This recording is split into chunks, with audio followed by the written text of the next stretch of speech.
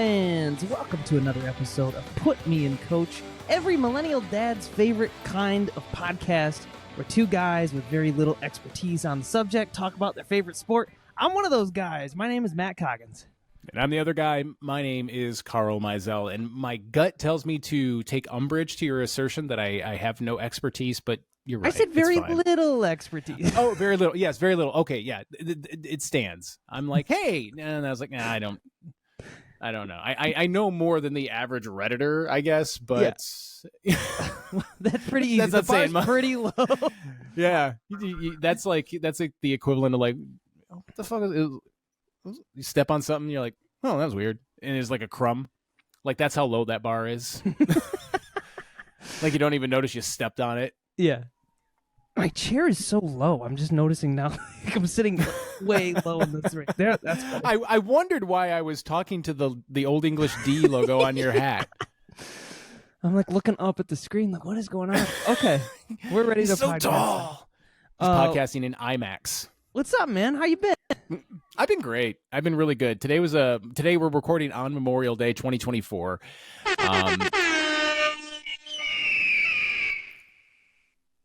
The freedom holiday. Freedom holiday. Well, no, there's also, our fallen soldiers. That's all I got for that. Try explaining. This is what I did yesterday. I tried to explain to my 6-year-old why he doesn't have school today, and then he was terrified that I was going to die. Oh, man. Because I tried to explain to him that Memorial Day is a holiday where we honor soldiers who fell in service. And he knows that I was a soldier. He knows I was in the military. Mm-hmm. And so he thinks that for a second, he thought that just people who were in the military died on Memorial Day. I appreciate where his mind goes. Yeah. And I was like, bro, I'm good. But this is also the same 6-year-old who he flexed his bicep to me and he goes, look at my muscle. And I said, yeah, man, that's pretty impressive. And he goes, I hit the small gym, man. So, because you're a small guy, you got to hit the small gym, I guess. So that's what I'm doing. What's up with you? You had to work today. That stinks. I had to work today. You know, we work on holidays when you work at a museum. It happens. And it was very busy. Too busy. Yeah. But yesterday I actually got some day off time and I went and saw Furiosa. This is about how I was feeling running out of the theater, man. It is what a cool film. You wanted to go get your very own like murder mobile and play a guitar solo on a bitchin' car shooting flames. Drive through the deserts of Australia, screaming and yelling and driving back. Drinking gasoline. I was just saying before we started recording, there's a guy in the movie named Piss Boy, easily my favorite part of the film. This guy that is obsessed with piss. It's awesome. The Mad Max movies are cinema. That's all I can say. Oh, George Miller did not. If you'd have told me ages ago that we'd still be getting Mad Max movies in the 2020s, like I remember watching the originals when I was a child. Beyond Thunderdome was my favorite. But we're still getting them, and they're good. Yeah, fucking A. I'm happy for it. I'm happy for you, and I will watch it as soon as I can. Watch it at home on some manner of streaming. I mentioned that we don't go to the movies a lot because I have kids. It's not because I don't want to take my kid. I definitely am not going to take my kids to see a Mad Max movie, but trying to arrange care. Yeah. To go see a movie. It's easier now that my sister and my brother-in-law live not too far down the road. But when we were in Philadelphia, it would cost us like $100 to go see a movie because we had to pay, like $20 an hour for a babysitter plus the movie tickets and yeah. But anyway, that's not what we're here for. We're not talking about parenting and Piss Boy. We're here to talk about baseball. That's right.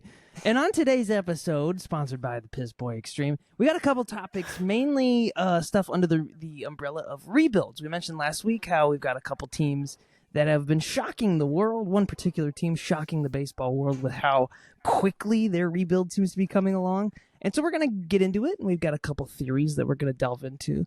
And then you also prepared what we've called the holy shit seasons. Yes. Which is, players and seasons that took us by surprise and didn't really achieve that mark again. Yeah. So it's a big episode, but of course, as always, we got to dig first into the baseball news.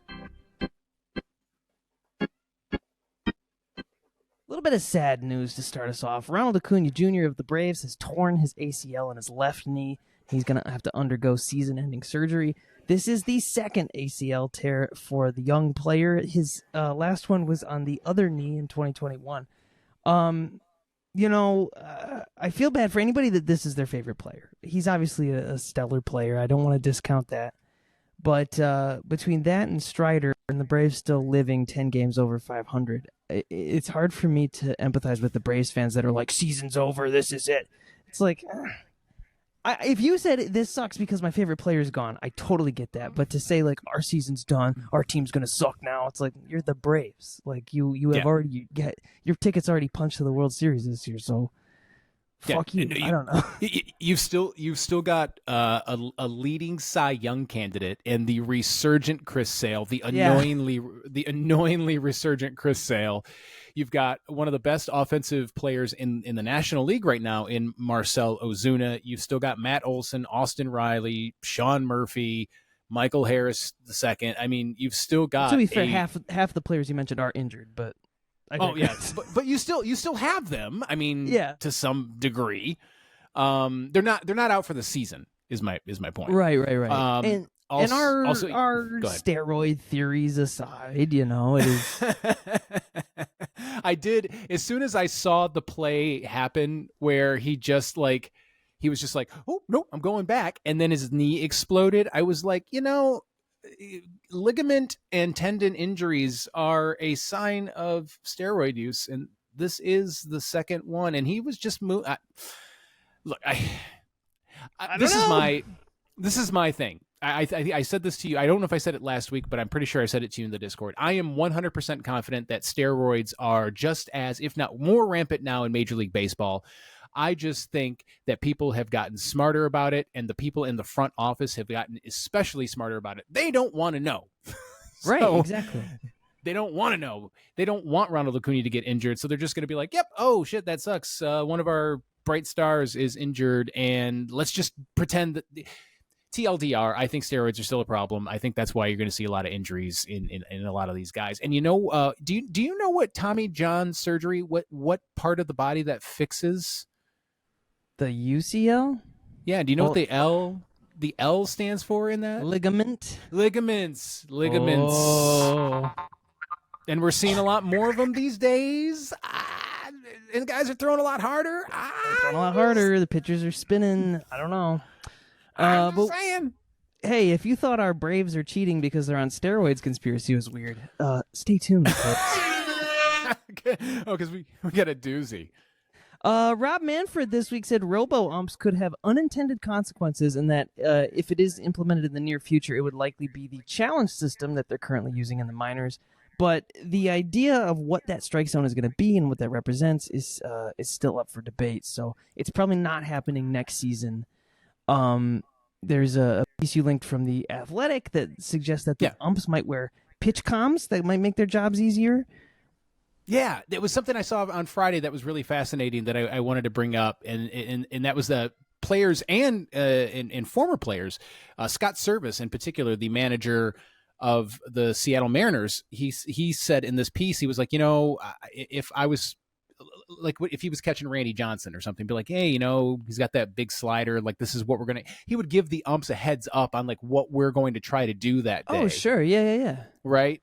And so the people were theorizing that if umpires had access to the pitch comm, like if they knew a splitter was coming, they could, expect it. And I think the umpire knowing what is supposed to be happening is a great plan, because how many times have you been watching a broadcast and be like, and they'll say, well, he missed his spot, but it was a strike, but because the catcher had to move his glove, he might not have gotten the call. Right.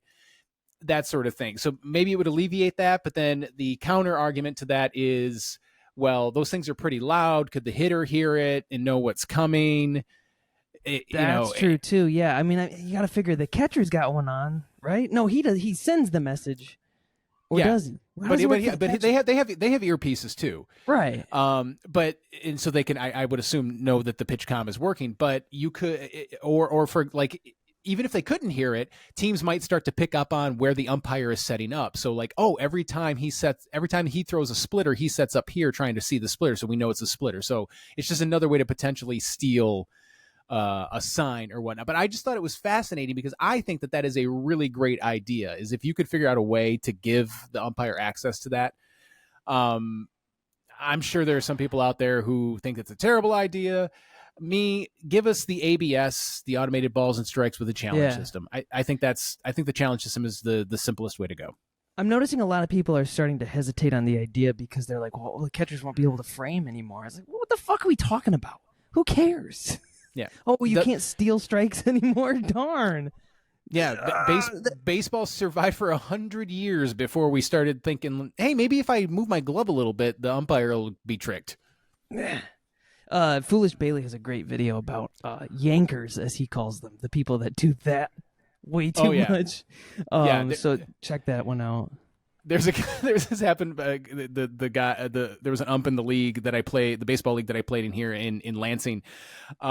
He coaches, he umpires some of the college games up the road at Michigan State.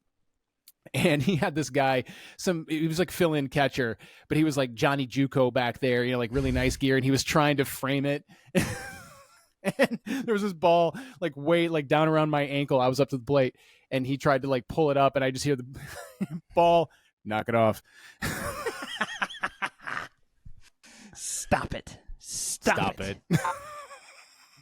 This was a really cool story. Cooperstown is celebrating the opening of a new hall, celebrating the Negro Leagues. And they, in celebration of that hall opening, they had an exhibition game modeled after the Negro League's traditional East-West Classic all-star matchup featuring big leaguers such as Curtis Granderson, CC Sabathia, David Price, Prince Fielder, so many more. Basically, all the big names in baseball, black names in baseball of the last generation were there playing.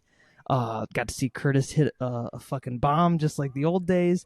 It was really cool, and I think also incredibly important to still talk about the relatively recent influence that the Negro Leagues had on contemporary baseball. Ken Griffey Jr. was there.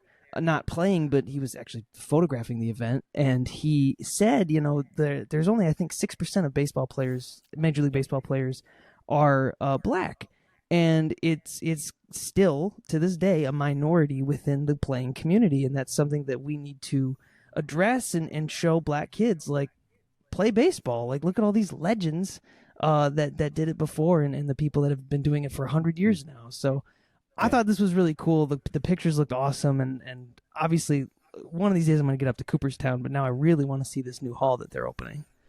Yeah. I can't remember which of the players, I assume you also saw the piece on The Athletic about it. Yeah.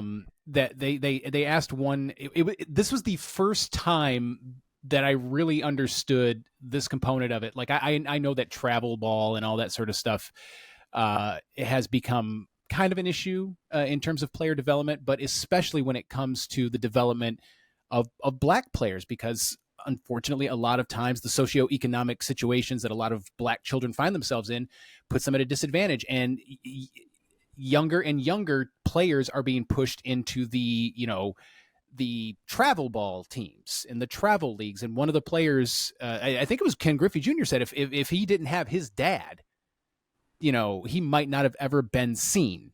Right. And so it was, I believe the number they said was opening day this year, there were only 57 black players on big league rosters, and there are only currently 6% of Major League Baseball rosters are made up of black players. Yeah. I'd be curious. I don't think they broke it down, but I don't know if they were breaking that down by like American born players or, Latin born players. Right. But still, there's not many. And it's something still worth addressing. And the parody of baseball still very much exists. For a lot of other sports, you just need to buy a ball and some shoes and you're good to go. With baseball, you need cleats, you need the bat, you need the glove, you need the balls, you need the practice balls, you need this, that. And it's expensive. I'm learning this now as I'm learning softball. I picked up a couple things to start the games, and I go, well, I could use a pair of cleats, and I probably want my own bat. Obviously, I need my own glove, and okay, this is starting to add up. Shorts, this and that. It's hard and it's expensive, and of course, the most disadvantaged people in our society in America are people of color, and it's a fucking shame. It was Tyson Ross, because it was Tyson Ross that mentioned it, because he, a former Major League Baseball player, Tyson Ross, is from Oakland, a historic hotbed of baseball, and he founded an organization called Loyal to the Soil, or Loyal to Our Soil. Because he was like, yeah, we gave a team like 50 ball gloves, and we were like, this isn't enough. We need to do more. So now he's got this organization. Fuck yeah. That's aiming to address that. All right, finally, Barry Bonds. You talk about injustices. Barry Bonds, who will probably never make it to Cooperstown, he will be inducted into the Pittsburgh Pirates Hall of Fame this coming class. He was originally drafted by the Pirates, of course. He knocked 176 of his 762 homers with the team. He had 2 of his All-Star and MVP selections in 1990 and 92. As we've said many times on this show, Barry Bonds probably punched his ticket to Cooperstown with the Pirates alone, and he had several years after that with the Giants, and obviously a little less than 600 home runs. But, give or take. Give or take. But Barry is such a special player. Obviously, he's got a lot of issues and the steroids and everything, but I think it's really cool that the Pirates are bringing him into the Hall and inducting him at the same time as Jim Leland. And so I think that's kind of fun, his coach of that era, who famously cussed him out and had a contentious relationship, but a very simpatico one as well. Maybe he'll ream him out on stage for old time's sake. That would be a dream, to get screamed at by Jim Leland while he's burning one. That'd be awesome. There's your $1 million cameo idea. It's Jim Leland, but you only do it if you want to light somebody up, and it's just Jim Leland just burning a Marlboro Red, just laying into your friend. I love that. It's like one of those singing cards that you open up, but you open it up and it's Jim Leland screaming a very personal diatribe at you. Open it up and he starts yelling and smoke just starts billowing out of the card. All right, we want to move on to our main topic of the day, rebuilds. All right, so we mentioned it last week. We wanted to talk a little bit about this because, with our topic on toxic fandoms and how people are getting so impatient when it comes to rebuilds, we were like, what the hell is a rebuild anyway? So thought we'd dig into it a little bit. And for one, what is this topic all about? What does it mean to rebuild a team? And that basically means, with baseball, with any sport really, it's to restructure your roster from start to bottom.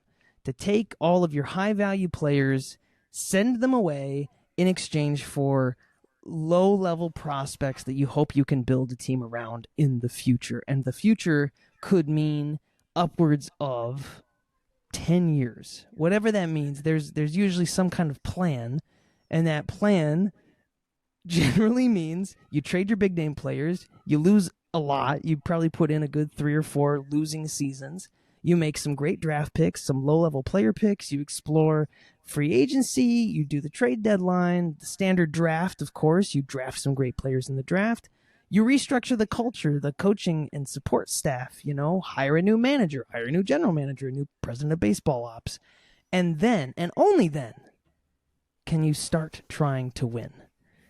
This process can take a while, it can take a very short amount of time. There's a great article from Jordan Schusterman on Fox Sports said, how long does this take? And the other one I was reading, Adam Daly from Fangraphs, he actually did the math on successful rebuilds. How long do they take?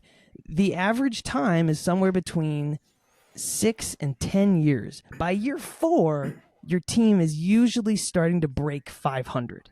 And if you have a consistency at that middle, at 500 record, your rebuild is on track for success. Yeah, and for the record here, according to this, the measure of success for a rebuild is making the playoffs. Yes, yeah, thank you. A winning season, or consistent winning seasons, and eventually making the playoffs, hopefully winning a World Series. That's the idea. What are some historically good rebuilds that we can look at as a good example? And I picked out a couple here. We got the Royals from 2007 to 2015. This was a long rebuild. They never were like an amazing team, even as far as the 2000s went, but they were sort of middle of the pack. But starting around the late 2000s and the 2010s, they just plain fucking sucked. They had lost over 100 games for 4 out of 5 seasons before declaring a rebuild after the 2007 season. They completely restructured their management staff, fully committed to their youth movement with these new rookies like Zach Greinke, Billy Butler. And by the 2011-2012 period, their major league roster was all farm products and just kids that they were giving a shot. We had names like Eric Hosmer, Salvador Perez. Alex Gordon. Alex Gordon was a big piece of that as well. Alex Gordon, yeah. A lot of guys that would end up eventually being a part of their World Series winning roster. Their first winning season since 2003 came in 2013, so 10 years without a winning season. But it was very swiftly followed by success. AL pennant in 2014, World Series in 2015. After that, they kind of fell apart. They had an injury-ridden 2016, and then they basically never really succeeded again after 2017. But as far as successful rebuilds that are one and done, you win the World Series, call it a day, Kansas City Royals are a fantastic example. You put in the work, you sell away all your pieces, you commit fully to the youth movement, and you develop those players to eventually win you a World Series. Yep. The Houston Astros, another classic example, 2009 to 2017. At one point in 2009, they were letting kids in the ballpark for free. Yeah. I wanted to add to that. I read something. I believe it was in Evan Drellich's book, "Winning Fixes Everything." I believe that's where I read this statistic about at this point in the Astros' existence, back when Nielsen ratings still meant something, I guess. Sure. The Nielsen rating for Astros home games or Astros games on local broadcast was 0. Nobody was watching. It was negligible how many people were watching. And I don't know what like a Nielsen rating like point. I don't know what that means. But a 0, that's pretty. Zero's a zero's a zero. Is what I'm saying. They weren't good. They had their big star player Craig Biggio. He retired, and everybody else they just started to sell away for scraps. Not even really good returns, but scraps. They moved to the AL in 2013. They had a franchise worst 111 loss season, but this is when they start to restructure the management. When you read "Winning Fixes Everything," did this inform a little bit about like what the hell they were doing behind the scenes? Oh, absolutely, and I highly recommend the book for anybody who hasn't read it yet. It does indicate that what they were doing, and you touch on that here in your notes in terms of who they hired and how they restructured their mindset. Yeah, they had David Stearns, who of course is now the general manager for the Mets. Jeff Lunho, who would eventually be the general manager of the Astros. They hired AJ Hinch in 2015, and they kind of committed more toward analytics. They were the first team to really put analytics into practice when it came to a top-to-bottom restructuring from their minor league system to the major. And Hinch was a big force behind that. They had a lot of young players like a rookie, Carlos Correa, Dallas Keuchel, of course, Jose Altuve. The Astros started consistently winning after 2015. And Sports Illustrated actually had a very interesting article that predicted that they would win a World Series by 2017 due to this analytically driven rebuild strategy. And they did it.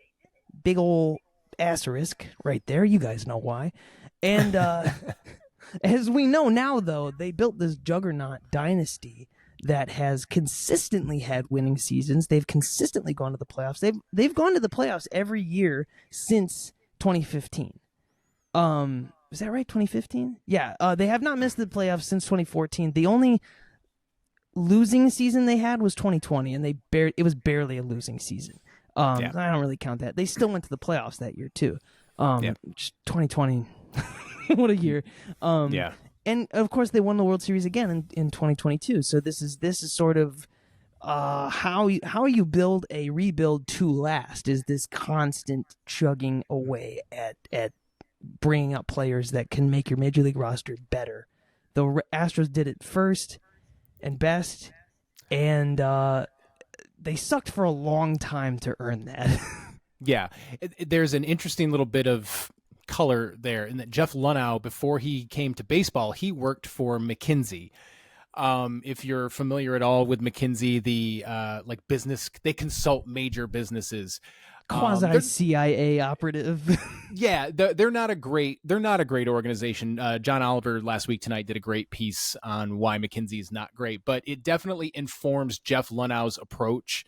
Like if you understand where he came from in this very cutthroat, stone cold analytical mindset of business pragmatism and how he applied that to a baseball team, you can kind of see A, why they were successful, and B, how something like their cheating could just kind of go quote unquote unnoticed internally. Yeah.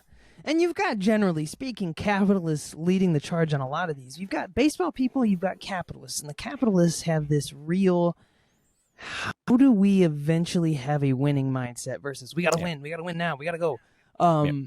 It's very fascinating. And, the Orioles, I think, represent a sort of flip side of that. They have rebuilt extremely quickly.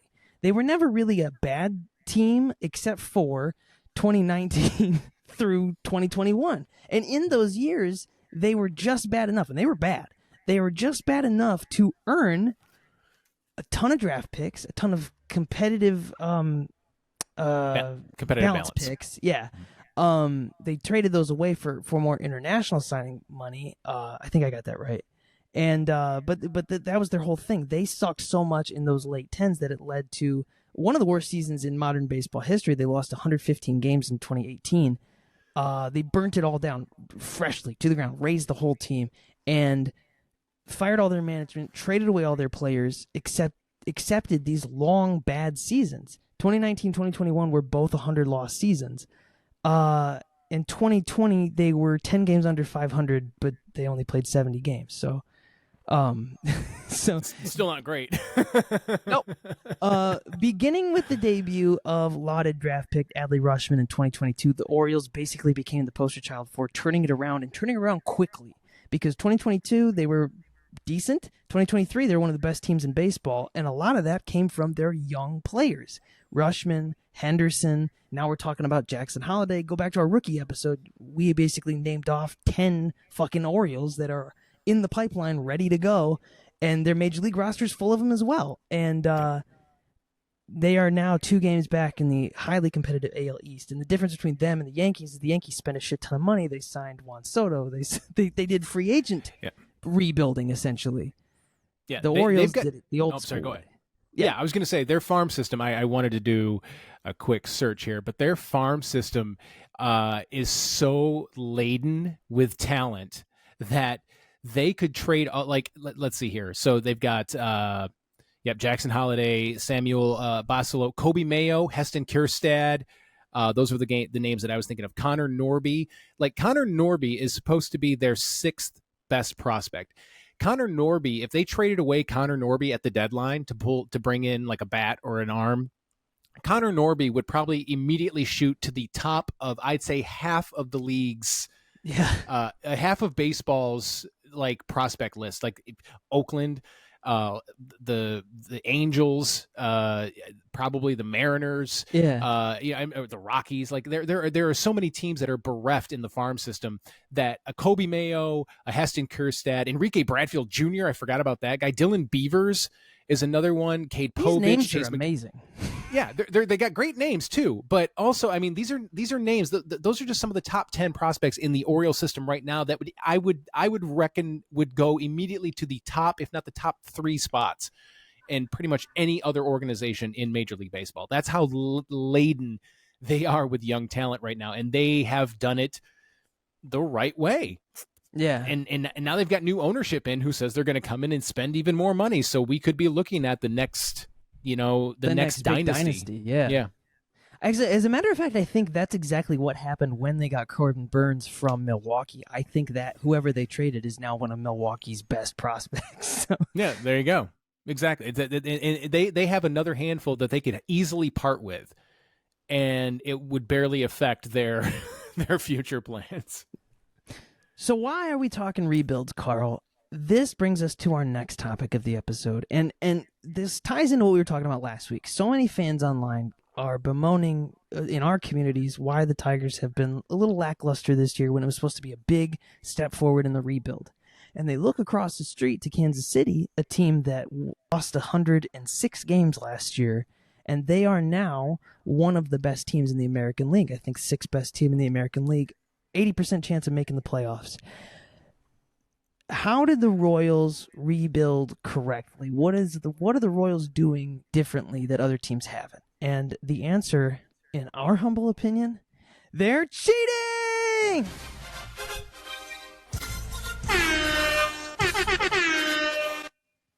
Now, before we go any further, it's important for me to note that Matt thinks they're cheating. I am here to listen and learn. I'm going to make my case. Possibly co-sign. Now, that said, you did sell me on your Braves theory. So I am very pro Royals in terms of how they have managed their rebuild. I looked at your script and I had absolutely, if before I looked at it, if you would have asked me to name the Kansas City Royals manager, I couldn't have. I still thought it was Ned Yost. I know he got fired. I forgot, but he's the only Matt Quatraro, it looks like, is the manager. He's the only one in the AL Central that I would not have been able to name. I could name every other manager in the AL Central except that guy. Yeah. Actually, I don't. Who's managing the Guardians? Oh, Stephen Vogt. Vogt, okay.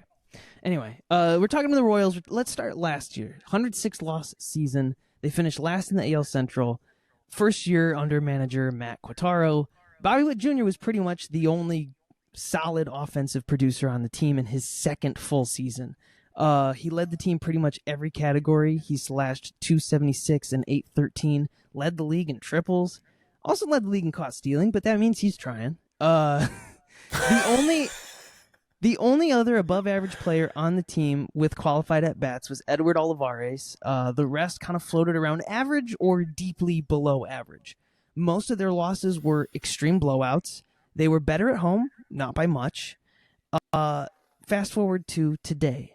As of Memorial Day, the Royals are on track to have one of the most insane turnarounds in baseball history. They are currently holding a 34-20 record. They have an 80% chance of making the playoffs. For some context, the greatest single-season turnaround in modern baseball history is 35 wins by the Arizona Diamondbacks between 98 and 99. The Royals are on pace for 46. Obviously, they're not going to make that pace, but even if they, imagine they did, or if they came slightly short of that, that's still an insane turnaround from a 106 loss season. They did do some spending in the offseason. I don't want to discount that. They didn't spend Dodgers money, but they spent a record amount of money in the offseason. But what they got didn't look attractive compared to what some of the other teams were picking up. The biggest pickups were Seth. I'm sorry. But no, it's okay. I was going to say, but didn't everybody want you to try and make you feel like they were doing some serious shit? Like, yeah. Man, did you see the fucking Royals, man? They signed Seth Lugo. They got Hunter Renfroe. They got these guys. Yeah, they made it seem like it was a big deal. Like they were really pushing. And again, they spent the most money they'd ever spent in the free agency, right? In franchise history. They got Seth Lugo, who's a former reliever turned great starter. Michael Wacha, another like decently solid starter. They extended Bobby Witt for basically the rest of his life. And the Royals are largely, other than that, the Royals are largely fielding the same exact team that lost 106 games last year. I'm actually kind of unsure where the money went because I'm like, it was Duvall and Renfroe with their position players that they signed. Like that's where's this money going? I guess just on Lugo. But here's the thing: they're not just winning games, Carl. Most of their wins are extreme blowouts. If you look at every Royals win on record, they're scoring at least 8 runs a game. It's fucking insane. So how did the Royals pull off what could be the greatest and fastest rebuild in baseball history? Is it magic? Is it prayer? Is it demon sacrifice? I don't know. My theory is that they're cheating. And I'm going to put a big old caveat on this right now when I get this out of the way. Unlike the Braves, I don't really have a solid theory on how they're cheating.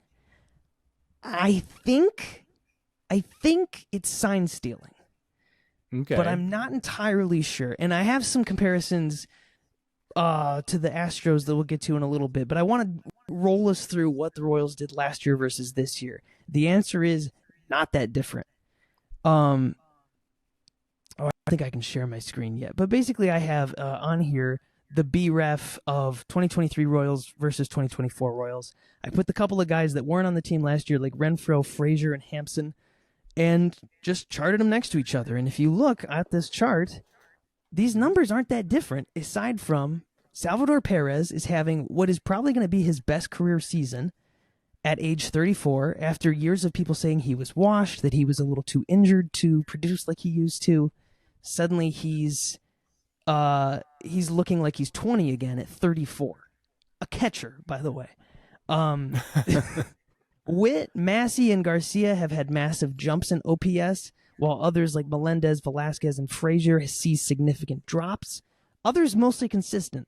What does it mean? It doesn't mean much, in my opinion, other than to say if you took a 106 loss team and added a couple position players that are actually giving you negative WAR, where the fuck are these wins coming from? This team shouldn't be producing this many runs based on what they did last year. Yeah, and to your point, I just looked it up because I thought a lot of times when you see a team get really hot, their BABIP, their batting average on balls in play, is like comically high. Mm-hmm. They're in the middle of the pack. They're currently 14th in BABIP right now. The top team in BABIP in Major League Baseball is the fucking Rockies. Sure. Yeah. They seem like a lucky team, though, right? You watch the Rockies. You're like, oh yeah, you're very lucky. The Royals also seem lucky, but they're just hitting it in the right places.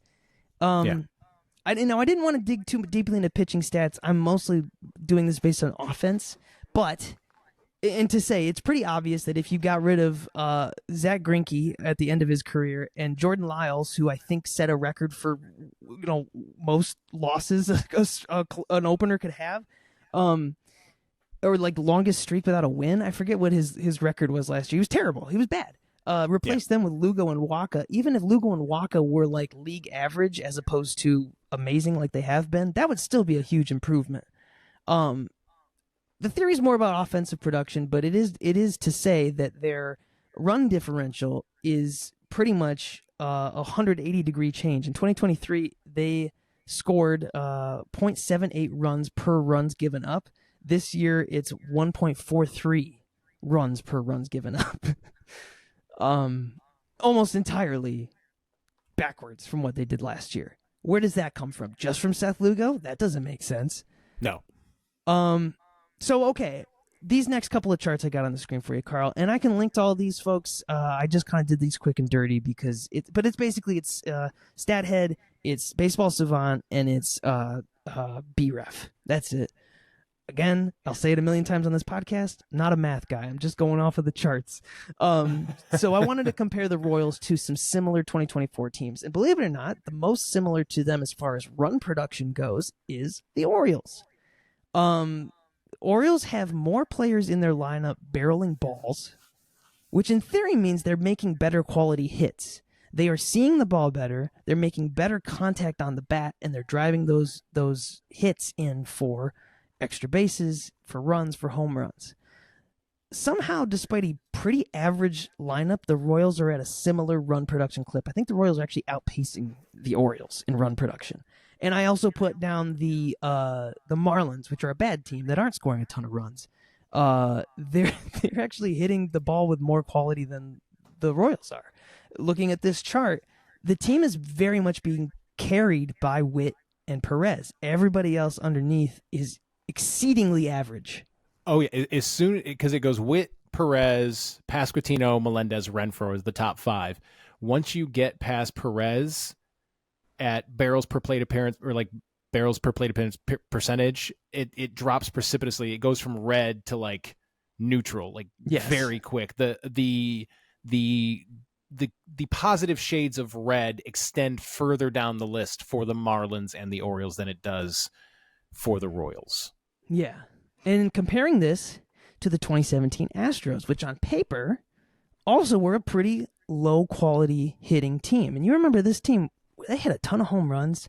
Springer, I think, led the league in OPS and home runs, if I'm not mistaken. And I linked to this in the show notes as well, but an Astros fan did the study, and they actually concluded the people that benefited the most from the sign stealing, George Springer, Carlos Correa, and Alex Bregman.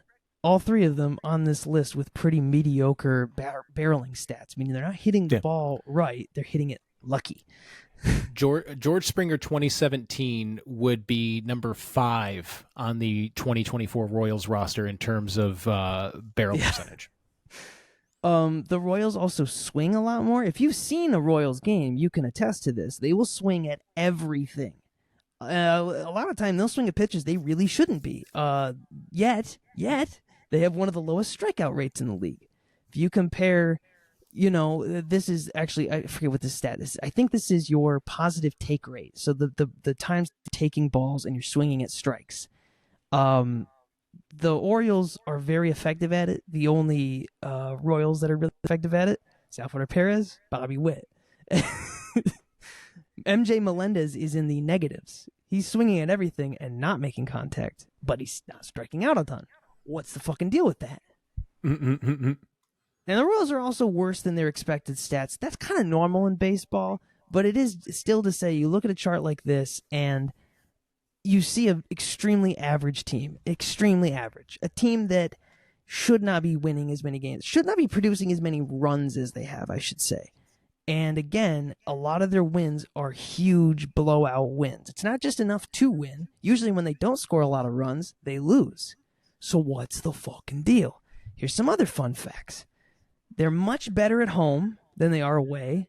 21-8 versus 13-12. Pretty mid. Actually, it's 13-13 because they just lost to the Twins today on Memorial Day. They haven't played many, but they are faring well against teams. They aren't faring well against teams above 500. They're 6-9. Actually, make that 6-10 because they lost to the Twins today. They haven't played a ton of their division rivals, mostly just the White Sox and the Tigers. They haven't played Cleveland yet. That's the best team in the division. They are 1-3 against Minnesota. And they're currently in a series with Minnesota as we're recording. 4-2 against Detroit, but 3 of those were at home, and all 3 were blowouts, including one against Tarek Skubal, and 6-1 against the White Sox. On average, they score 1.5 times the runs at home than they do on the road. So this is to say they're very good at home, just like the Astros were. They're a little better at night, which is interesting. I'm wondering, if I'm getting into conspiracy theory land, if you're really good at night at home, maybe there's some kind of light or laser that's informing you on when to swing, something like that. Again, conspiracy theory, just an idea. But we'll move on. The big question that I have to ask with all of these conspiracy theories that I lay out is why? It's not just about, hey, it seems like the Royals are doing way better than they should. Why would a team cheat?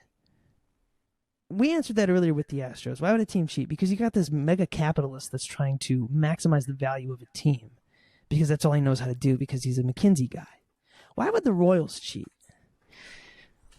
Let's go back to April, Carl. Just as the season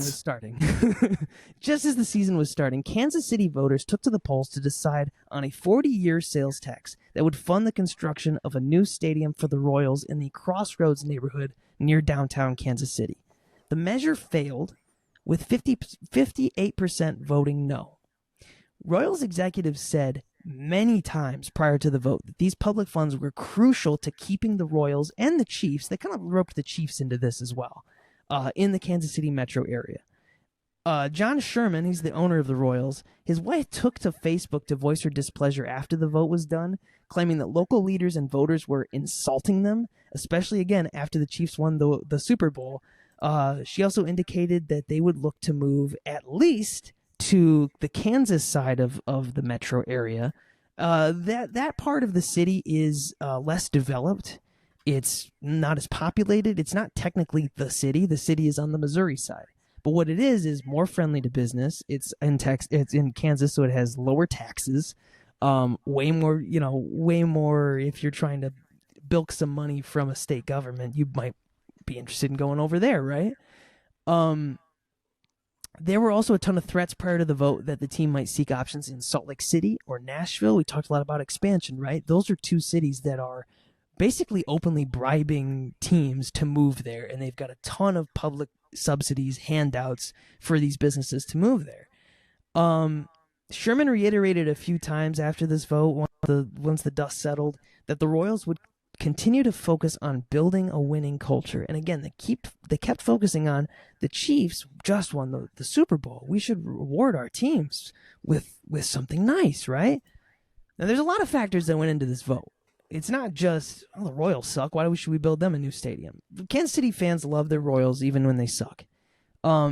The stadium-related taxes are generally growing to be unpopular, and this particular plan looked to disrupt the downtown area more than it would help. Jackson County, which is where Kansas City is, also just saw the results of a property tax assessment that concluded that they had been overtaxed for years. So if you're looking at a group of voters that probably don't want more taxes for silly shit, it would be these guys, right? However, given these threats to relocate the team, the insistence on focusing on the Chiefs' recent success, that had me wondering, right? This is the same ownership group that took the very successful rebuild that they had, that won a World Series in 2015, and swiftly dismantled it. The same owners that oversaw a Royals team that hadn't had a winning season since then. 300 lost seasons since then. The Royals have been on an impressively bad run, very similar to the one that led to them rebuilding in the first place. And their World Series win last was 9 years ago. So why would these voters want to reward this cheap owner who hasn't done shit for this team in almost a decade and build a brand new stadium on the taxpayers' dime? Theoretically, if the Royals saw similar success to the Chiefs, catapulting to the World Series with a feel-good story of extreme losers to underdog winners, wouldn't that be enormous in convincing the public? Like, one more time, let's put this up to vote one more time. We've got a great Royals team. They're winning a lot. What if we got to see them win a World Series in this brand spanking new stadium downtown? And all we need is a little bit of your taxpayer money. That, my friend, is my theory on why the Royals are cheating. I like it. I do. Now, here's the thing. I will say that they have built they have done their rebuild the right way. Most of the product on the field was homegrown or developed in the minor league system. There's an excellent stat that Robert Orr developed at Baseball Prospectus called the selective aggression engagement rate, or the Seager, which is named after Corey Seager, because he is, by this measure, one of the best at being selectively aggressive. And he has this amazing database that you can search. I'll send it to you so you can take a look at it and link it. Basically, it takes the selection tendency, or the percentage of pitches correctly taken for balls. Juan Soto led the league last year with 58.4%. And then it subtracts the hittable pitches taken, and you get a number called the Seager. So basically, it's a selective aggression, right? Mm-hmm. Who do you think is leading the Kansas City Royals this year in this very interesting statistic? I would guess Bobby Witt. It is not. No, it is Dairon Blanco. He is currently sitting at a Seager of 27.3. I'll give you some comparison for that in a second. Nelson Velasquez, whom Nathan Griggs at Baseball Prospectus highlighted recently as being somebody who's, you might want to pick up on your fantasy team if you don't already have him because of his Seager score. But Bobby Witt is third this year at a 21.8. So by comparison, last year, Corey Seager had a Seager of 25.8, Bryce Harper 24.9, Ronald Acuña 24.1, Mike Trout 24.1, et cetera, et cetera. Bobby Witt's current one would have put him right between Christian Walker and Mitch Garver last year. Now compare that. Funnily enough, you know who has one of the lowest Seagers on this list from last year is Luis Arias at 1.7. Fascinating. Yeah. So, but I bring this up to highlight the fact that after you get past Nick Lofton at 21.5, there's a pretty precipitous drop down to MJ Melendez at 13.8. So there's a lot of swing. Not a lot of, they're pretty selective. The Royals are. A lot of guys are over 50% for their selectivity, and their hittable pitches taken. this is the one that's interesting. There are a couple of guys that are over 45% for taking pitches that are considered hittable, which is pretty high. So even though they are a certainly free swinging team, they are swinging mostly at balls in the zone. Well, no, see, this is so... But hittable pitches, I should say, not necessarily in the zone. Yeah, so they've got, let's see here, they've got 1, 2, 3, 4, 5, 6, 7 guys on the team who take 50, have a selectivity percentage of 50%. Which, when you couple that with the fact that there are some guys that are taking a pretty high amount of hittable pitches. But the guys with the higher selectivity rates have the lower hittable pitches. So they're definitely laying off the balls out of the zone, and they're being pretty aggressive on the balls in the zone, almost as if possibly they knew what was coming. Nothing's conclusive here, folks. Nothing is conclusive. And I'll just put this big old caveat on here right now. You can see, if you're watching on YouTube, exactly what I'm wearing. You know that this all came out of bitterness. Same as the Braves theory did. But I just feel like this isn't real. You know what I mean? You look at what they do. I was watching the Twins Royals game today. They were pretty much blanked for 90% of the game. And somehow, with 2 outs in the 9th, with one of the best closers in the league on the mound, they score 4 runs out of nowhere. They almost won the game. Why? It doesn't... If it was just one little game like that, I would be like, oh, wow, good for the Royals. They kind of pulled it off. But it's every game. When they get on base, they manage to just spill runs onto the field. And it's so bizarre to see a team do this when you're like, this doesn't make sense for a team that lost 100 games last year. It just doesn't. Yeah. I saw it when they were playing the Tigers last week. How many, especially the game against Casey Mize, that whenever he threw the slider to righties, they were just serving it. Yeah. Right-handed hitters were serving Casey Mize's slider into right field with just, like they were playing pickleball. It was just, it was nonsense. And like, to your point, we are both diehard, devout Tigers fans, and like you, we definitely skew towards the more patient side of the rabid Tigers fandom, because right after we did that episode about toxic fandom, the term toxic positivity started getting thrown around in the Tiger sub, which is just their code word for the thing you said. Yeah, exactly. It's the thing we said, but it was also like they use it to mean you don't come in here and contribute to the echo chamber of the Tiger suck. But they don't have a realistic expectation, but then they see, and I understand, I actually can sympathize, because they see Kansas City doing it. And you try to explain, and they'll say, well, look at the Rangers. They signed 2 bats in the offseason, because that's what every freaking Tigers fan thinks, is if we just would have spent money in the offseason, that this all would have been better. If we'd have just signed Matt Chapman. Like, fucking why? But anyway, and also not to confuse or forget the fact that he's an autonomous human being with his own thoughts and feelings, and if he doesn't want to come to fucking Detroit, he doesn't have to. But anyway, point is, they say, well, Texas, they signed Semien and Seager. Yeah, in 2022. And then they sucked in 2022. They finished 4th. Also, they picked up Adolis Garcia, who was I think a Rule 5 pick, and Jonah Heim, who was a 2013 draft pick of the Baltimore Orioles, who didn't debut in major leagues until 2020. Yeah. Like, they have a lot of guys that they, like, scrap heap guys and guys that they've reclaimed and developed, and just a mishmash. And they added those bats. That's how you rebuild. You don't rebuild. A mid-market team like the Tigers don't rebuild with money. They just don't. So I get where they're coming from, but chill the fuck out, guys. Even if you compare what the Royals did sign in position players, Adam Frazier, Hunter Renfroe, and Garrett Hampson, the Tigers' offseason contributions are better than those 3. They're not really part of the reason why this team is winning. It's all their homegrown players that were all there last year. Perez, Pasquantino, Massey, Witt, Garcia, Velasquez, Blanco, Lofton, all those guys last year. Kyle Isbell. Yeah, and also, not to mention, they also have one of the best defensive center fielders in baseball, and Kyle Isbell, and one of the biggest center fields in all of baseball. That certainly doesn't hurt. Yeah, but to your point, Jack Flaherty with the Tigers is currently like second in the American League in strikeouts. I think he's having a fine season. Mark Canha has been perfectly serviceable. I think he's almost like at a 1 WAR already. Mm-hmm. Who else am I missing here? Kenta Maeda's not doing. Gio Urshela have been pretty solid.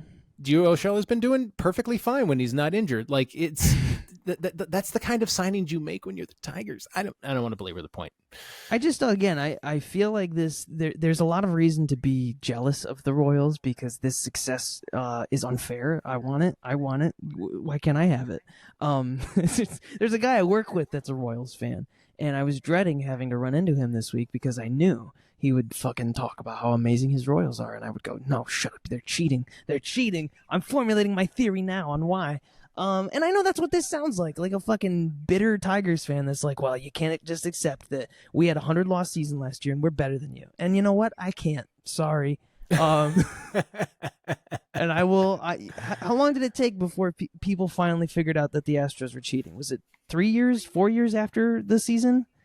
I want to say 2 at least. Just 2? It was like right before the pandemic, right? Yeah, it was. Yeah, so 2019. I think when Mike Fiers dropped the dime on him and blew that up. Yeah, so I do feel like, it's the same with the Braves. I don't feel like this is going to lead to some like big fucking viral moment that'll expose them. But I do feel like when you watch a Royals game nowadays, pay close attention to what they're doing and for the love of God, somebody scout these guys and figure out their weaknesses because I know they have them. They had them last year. Yeah, and I hope you're. I honestly, the best thing that can happen for me personally is that you're wrong, because if you're right and this becomes like our John Boy moment. That's what you said about the Braves thing too. It never happened. I know, but that's what I'm saying is like eventually, you're going to get right. You're going to be right on one of these, and I'm going to have a lot of attention on my person that I don't want. But I'll deal with it. Why is Perez doing so well this year? Why is nobody digging into that? Everybody's just like, he's so good out of nowhere at 34 years old. That never happens. Like, yeah, it never happens. Why is it happening? Yeah, it's a little unusual, but. Speaking of things that are unusual. Good transition, my friend. Thank you. So I pitched this idea to Matt. I was working on a project. I was working on a project to see if hitters have actually become worse over the past 40 years. And I'll show that. I'll share that with you some other time. But in the process of that, I was seeing seasons by dudes that just like Bip Roberts. In like 1992 had an amazing season. Bip fucking Roberts. 1998 Detroit Tiger Bip Roberts had an amazing season in 92. So I pitched the idea to Matt. I was like, hey man, why don't we take a look at some seasons where you're just like, what? Who that guy? What the fuck did that guy do? It might change into something a little bit different. I've got some ideas for it, but for right now, we're calling it holy shit. And this week we're saying, holy shit, Darren Erstad. Now, do you remember Darren Erstad? Was he ever? I don't remember this name at all. Okay, probably not, and that's fine because he was originally drafted. The first time he got drafted in 1992 in the 13th round by the New York Mets. And that wasn't good enough for him. That's fine. So he went to college. He played college baseball at Nebraska. He was a Cornhusker.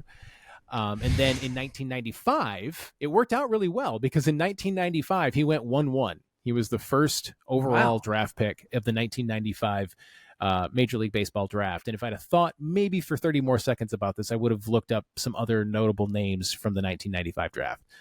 Who needs it? But I didn't.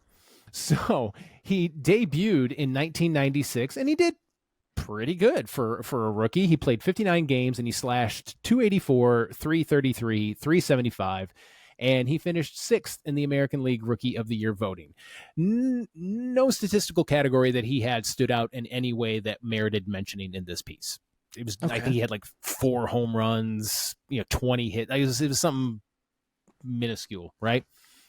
But it was good enough to get him a chance to play full-time starting in 1997, and he answered the call. He slashed 299, 360, 466, so he had more pop at the plate. That slugging percentage went up over 100 points, and he provided excellent defense. In 1998, similar performance, slash 296, 353, 486, keeps that slugging percentage going up.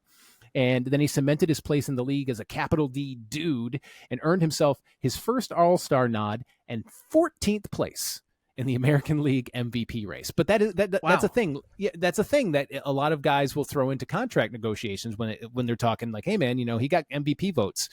It's like if you finish in the top 5 or if you get any votes, you might get a kicker or on your contract. Disappointing year, 1999. But that dip was short-lived because holy shit, did he ever break the fuck out in 2000? Now, this is a pop quiz, and I redacted this. Do you know who holds the single season record for hits in a season? Single season, is it Ichiro? It is Ichiro Suzuki. Yes, it is Ichiro Suzuki. He had 262 hits, I believe. Holy shit. Yeah. I knew it was over 200, but holy shit.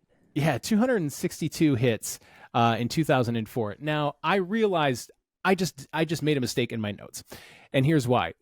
Because I put something in there that said, hey, he blah, blah, blah, Wade Boggs had 240 hits in 1985, and that was the record, but it's not. And I just remembered that George Sisler had the record for many, many, many years. But the reason I didn't see George Sisler on the list is because I only went with post-integration numbers.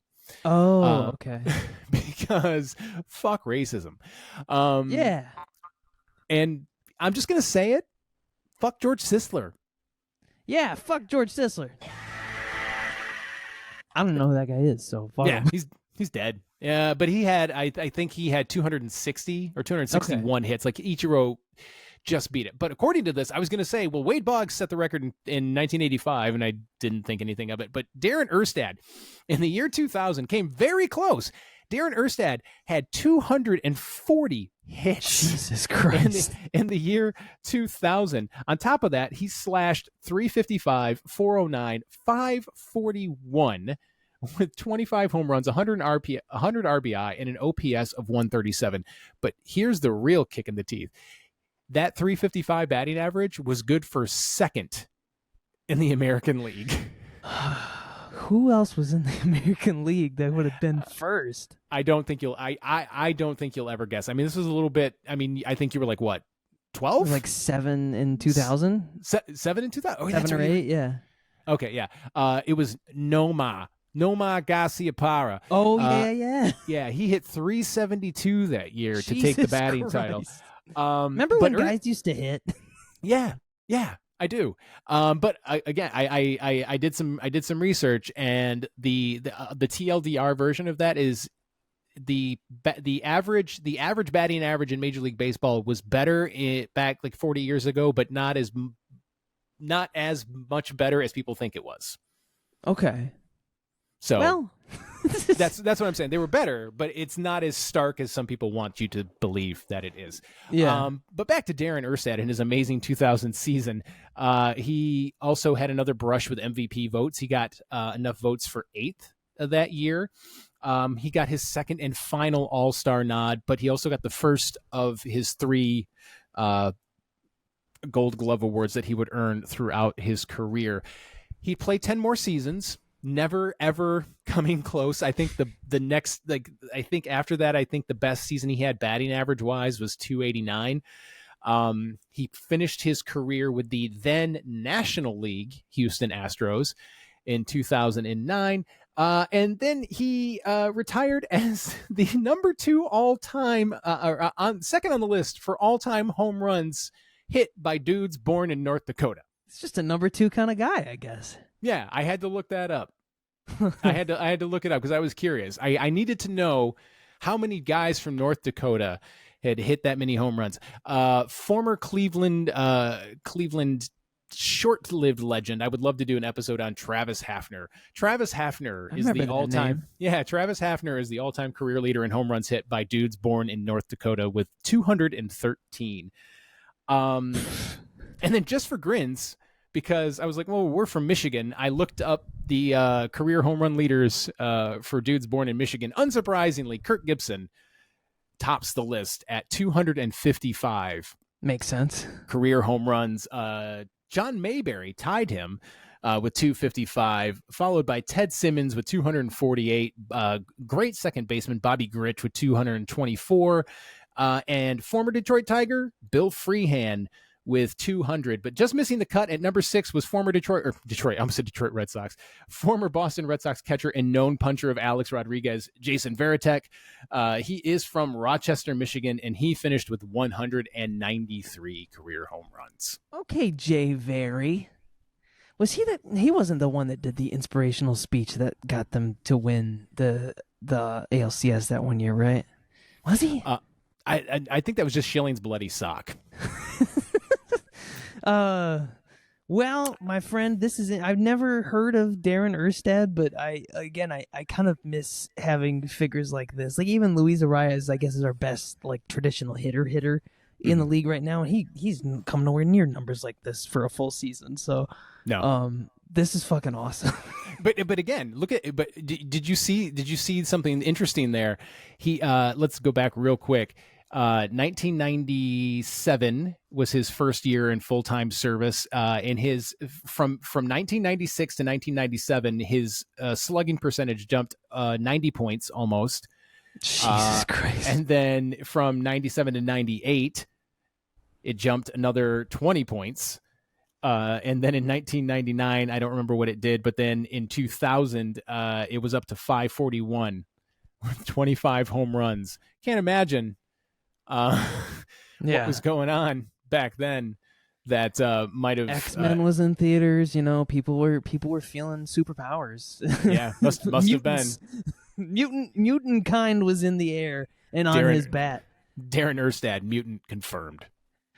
Thank you for the holy shit. We should get a theme song for this. Go, holy shit. I'll figure something out. I got that one for now. That's been holy shit. Thank you, Carl. My pleasure. Thank you guys for listening. Please tell your friends, tell your Royals friends that they're rooting for a fraud of a team. And we will expose them. I'm trying to put together some funds. If our listeners could please donate to the show, we're going to have an investigative mission to Kansas City. We're going to study a Kansas City Royals home game. Yes, we are going to try every barbecue place in town. I did live there for a while, so I have a little bit of experience in knowing where those are. So, if you could just send us a couple hundred just for barbecue, a couple hundred for the game and travel. But it's not just for barbecue. It's definitely worth studying what they've done. Why is barbecue the largest line item on this budget? No reason. It's Kansas City. You can't not have barbecue in Kansas City. Yeah. It's like you can't not see the Royals cheating. I don't know. But that's going to do it for us here at Put Me in Coach. Please like, subscribe, review. Check us out on YouTube. See our faces and my cat for a very brief moment in this video. And if you wouldn't mind just telling your friends all about us. And thank you so much for listening. Next week, another episode about baseball. Put Me in Coach is an Arctic Sounds original podcast hosted by Matt Coggins and Carl Mizell. Theme music is by Quack Quack Seatback. Edited and produced by Matt Coggins. Check out the footnotes of this episode to see links to all the great highlights, articles, and sources we mentioned on the podcast today, as well as the full theme song and ways to get in touch with us. For more, find us on Twitter and Instagram at PutMeInPod or at our website, putmeincoachpod.com.